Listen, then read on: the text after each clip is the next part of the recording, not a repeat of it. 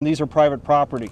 These are not the zoo's animals, and we feel for the welfare of the animals, we'd like to keep them here for a little while longer. Our experts, with the help of ODA, the Department of Agriculture, Department of Natural Resources, the Governor's Office, USDA, and many others, Muskingum County, have been working to try to find a way to continue to observe these animals. I'm really happy to say that thanks to that teamwork, Director Zeringer issued an order of quarantine, and that means that the animals will be staying here until the Department of Agriculture decides they can leave. Let me read the statement from Director Zeringer for you. Based on the information I received from the Division of Animal Health at the Ohio Department of Agriculture, and also zoo officials, a veterinarian on my staff today, issued a quarantine order based on my authority under Ohio Revised Code 941.07. The order only reflects the animals recovered from Muskingum County currently being held at the Columbus Zoo facilities. This quarantine will allow ODA an opportunity to conduct a full and appropriate investigation as to the health status of these animals.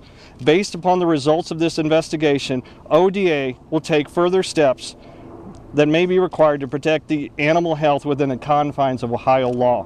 Simply put, the Ohio Department of Agriculture has ordered us to hold these animals until they tell us to release them. Mr. Schmidt, is there actually something wrong with these animals, or is this just a way to keep hold of them?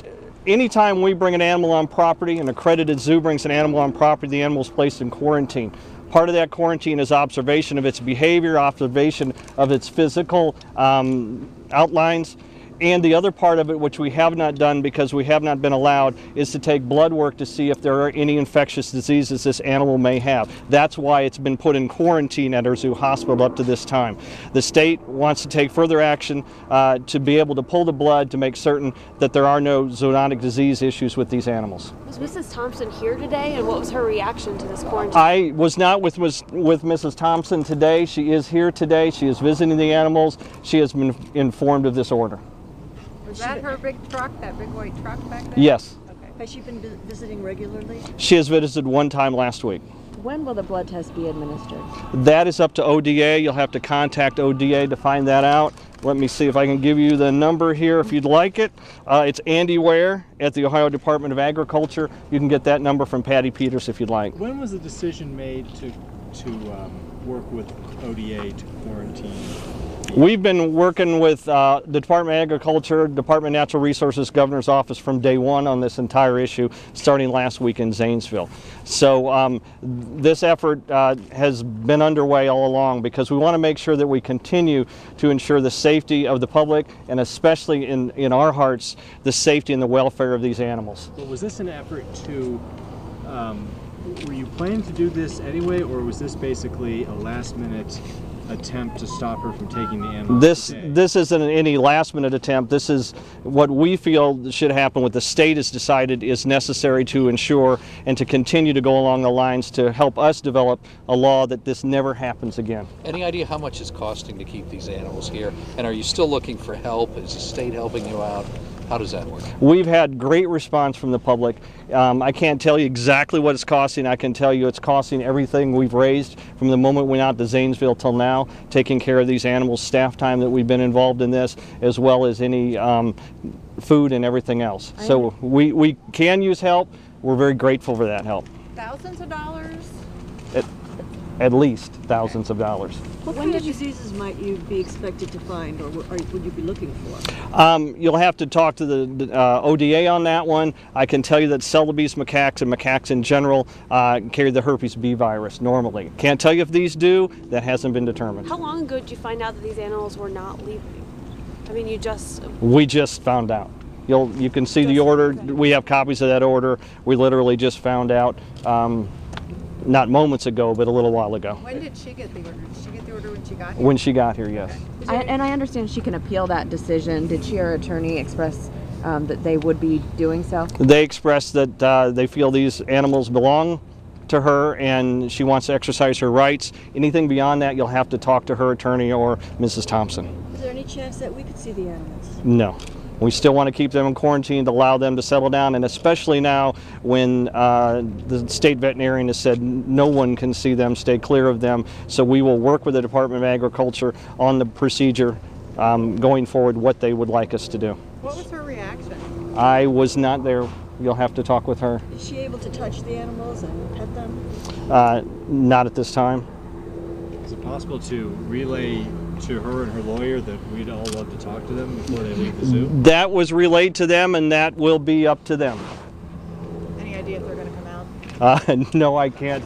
I can't give you that answer. That's totally rests with her and her lawyer. And how long could the animals be here, given the various The order is open-ended. That's up to the State Department of Agriculture and the vet and Director Zeriner. We're strictly a holding facility. We're here to look out for the welfare of these animals. These animals are, you know, the innocents in this situation, and our job is to really take care of them as much as we can and to make sure their welfare is looked out for. Has the zoo done this for other animals before? Since I've been here a year, we have been working in the past with you know, the local counties and assisting them in anytime they have some exotic animal issues. We haven't regularly brought animals in, but in the past we probably have. But I could not say anything beyond my 3 years here that we've maybe done it one time since then. Dale, when you heard that she planned to come and retrieve the animals, what was your personal reaction, and how did you feel once the order came from the Department of Agriculture? It's difficult because you really care about animals here, and you hate to see them go somewhere that you wouldn't want to send your own animals, that you wouldn't want our own animals to go. And so we don't know where they're going. She hasn't told us that, but we only know where they came from, and we wouldn't really want them to ever go back to that. So you happy now? Well, there's not a happiness factor here. This is all about the animals and trying to make sure what is right is done, and that is up to the state government as it is now, and they're taking that under their wing and taking action, and we will follow the letter of the law, what they tell us to do. And what can you tell us about where they came from, or the conditions that they were living in? Tom Stolf, our COO, was on scene. Yes, I was there, and the facilities were in poor condition. Muddy, small shelters made out of plywood, and the enclosure space was very limiting. And how was their health when they arrived here? Well, I'm not a licensed veterinarian, so our veterinarians did observe them for a while. They are eating well and seem to be in good health. But that's coming from a person that's been in the business for 22 years caring for animals, but not a veterinarian. So this was not a optimal living condition for wild animals at the Thompson property? For exotic animals, that was not the facility they should be in. Just for some clarification, these 6 animals survived because they were never released. Is that right? That is correct. I don't know, once that the actual event happened, there were many doors open. I don't know if the doors were open and the animals just didn't leave, and when the police arrived they shut the doors. This happened at 5 or 6 o'clock in the evening on Tuesday. I arrived Wednesday morning for the assessment when daylight happened, and we found the animals still in their enclosures. And the bear was behind the house in a very small enclosure, about the size of a parrot cage. But you don't know if it was locked when they found it? I don't know if that would be for the sheriff's department to tell you how they found it. And I had heard that the monkeys that lived in the house with her. The monkeys were found in a parrot cage inside the house. And how much space do they have now? They have a large quarantine facility, very large. So they're able to get up off the floor onto perching areas, and very clean, and our staff is doing very well caring for them.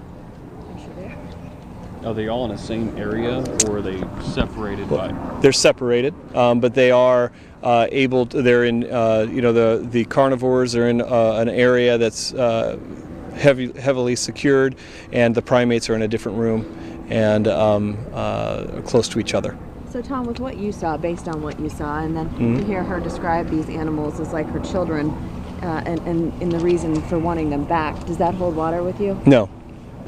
No. Why not? If you care for something, you do your best to give them the best care, and this wasn't the best care.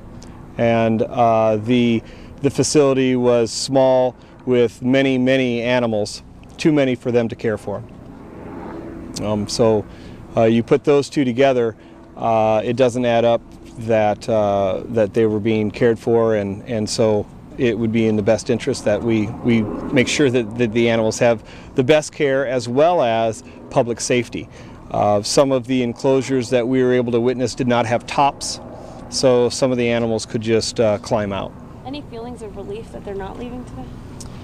Our goal at the Columbus Zoo is to make sure that the animals that we have here are 100% cared for, and there's no question about it.